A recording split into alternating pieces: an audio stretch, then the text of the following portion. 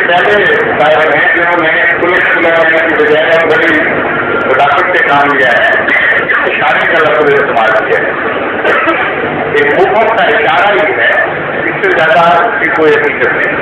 اور اگر غور کریں تو وہ اشارہ تھوڑی دیر کے بعد جائزے سے غائب ہو جاتا ہے، کچھ اور منظر ہوتا ہے. ان کی مراد اور شاید کی مراد ہے اس آیت سے جس میں اللہ تعالیٰ فرماتا ہے وما قتلوہ یقینا وما قتلوہ یقینا بل رفعہ اللہ الیہ. یہودی جو دعویٰ کرتے ہیں کہ ہم مسیح ابن مریم کو قتل کرنے میں کامیاب ہو گئے تھے، جھوٹ بولتے ہیں. ما قتلوہ یقینا، وہ ہر چیز حضرت مسیح کو قتل کرنے میں کامیاب نہیں ہو سکتے.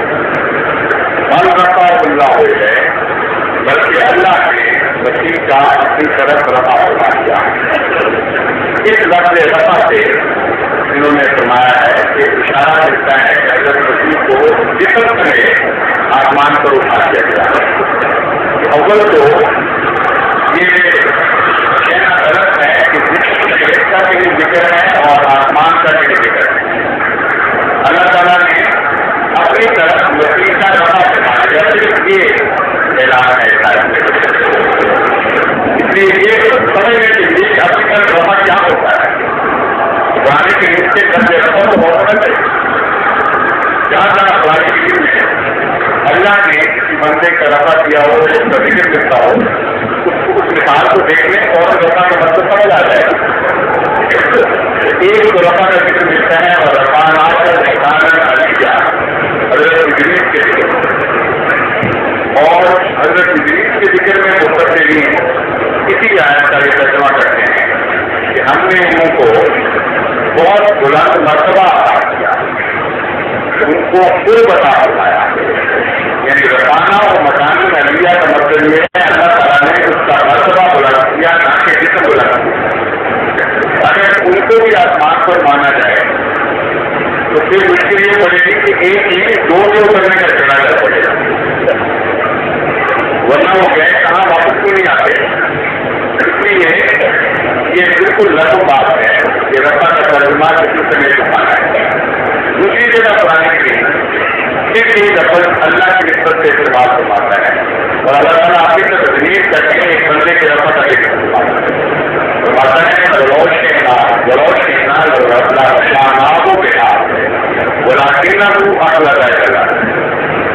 ایک بڑا انسان جس کو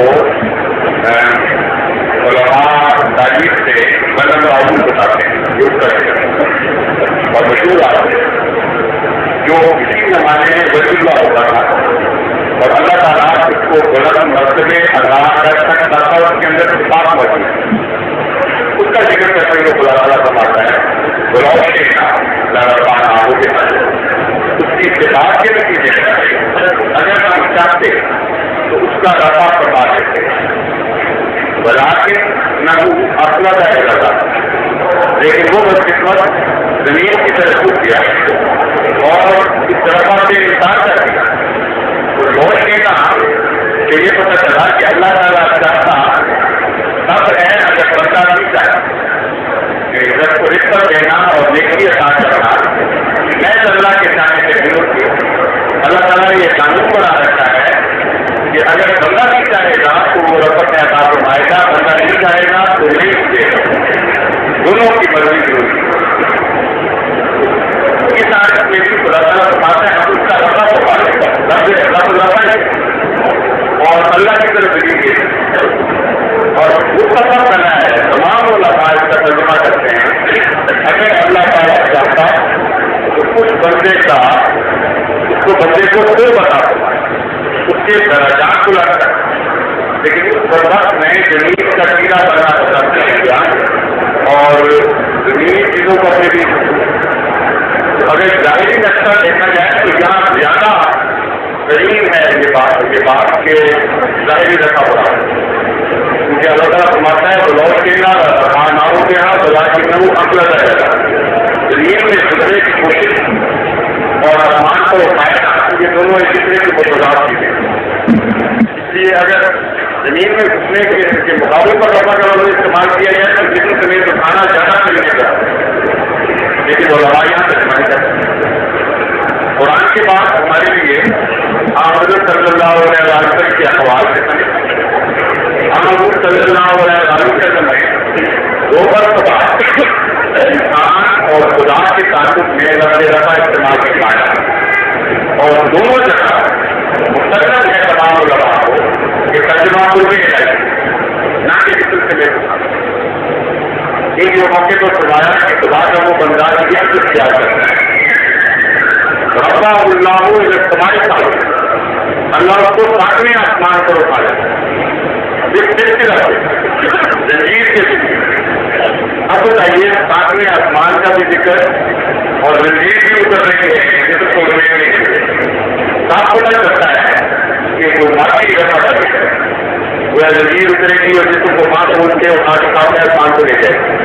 اس سے زیادہ کرینہ اور کوئی نہیں ہو سکتا جسمانی رفع کا ترجمہ کرنے کا، لیکن تمام علماء پھر اس کا ترجمہ کرتے ہیں، وہ یہ کرتے ہیں کہ اللہ اگر چاہتا تو اس کے درجے بلند کروا دیتے اور ساتویں آسمان تک رفع سے عطا ہوتا یعنی روحانی رفع۔ ایک عالم کی دنیا میں ایسا کر رہا ہوا جو اس کا ترجمہ یہ کرے کہ خدا تعالیٰ اپنے منتخب مزاج بندوں کو ایک سماج کے زندگی میں آسمان پر لے جاتا نہ کبھی کس طرح دیکھا ہو گیا ہے نہ کوئی عقل والا کسی کا ترجمہ کرتا ہے۔ تو حضور اکرم سے بھی دو ترجمہ کے ثابت ہیں، اس طرح بنانے کی ان سے دو بات اور بلا استثناء دونوں جگہ جسم سمیت مراد نہیں بلکہ درجے کی بلندی مراد۔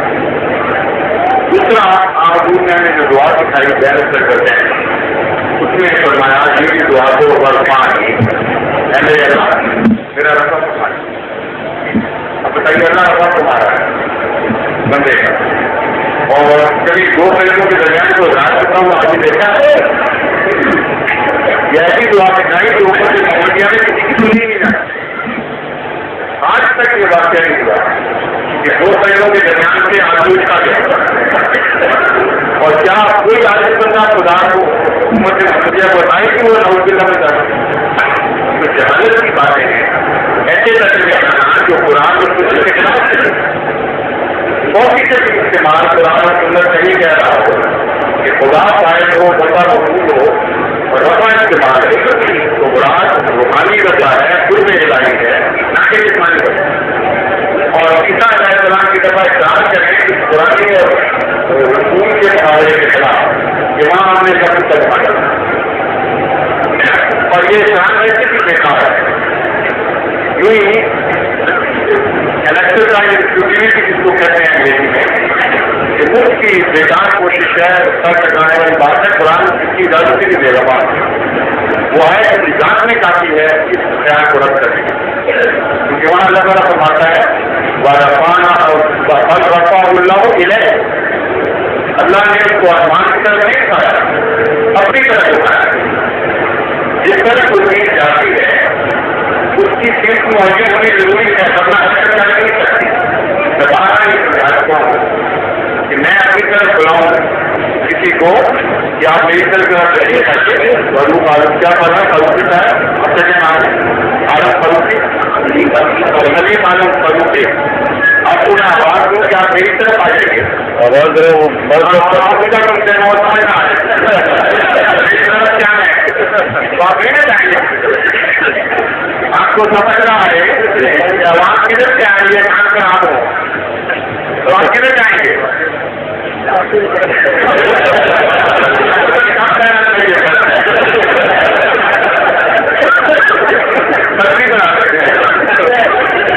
میں کسی آدمی سے کہوں آواز دے کر کہ جناب میری طرف تشریف لے آئیے اور اس کے کانوں میں نہ تو اس کو پتہ نہیں ہے کہ آواز کدھر سے آ رہی ہے تو کہاں جائے گا؟ وہی طرح جائے گا کیونکہ تین تو ضروری ہے۔